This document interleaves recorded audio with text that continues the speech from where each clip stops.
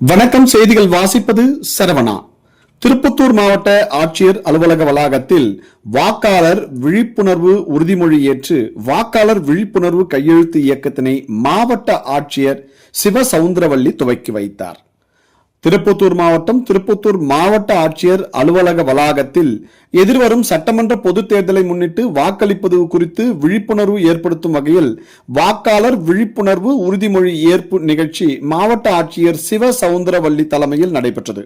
இந்நிகழ்ச்சியில் மாவட்ட ஆட்சியரும் மாவட்ட தேர்தல் அலுவலருமான சிவசவுந்தரவல்லி முன்னிலையில் ஜனநாயக கடமையை ஜாதி மத இன என்றும் எந்த வேறுபாடு பாகுபாட்டிற்கும் ஆட்படாமல் எதிர்வரும் சட்டமன்ற பொது தேர்தலில் வாக்களிக்க வேண்டும் என்று விழிப்புணர்வு ஏற்படுத்தும் விதமாக உறுதிமொழியினை அனைத்து துறை அரசு அலுவலர்கள் மற்றும் 50க்கும் மேற்பட்ட சுய உதவி குழு பெண்கள் என அனைவரும் ஏற்றுக்கொண்டனர்.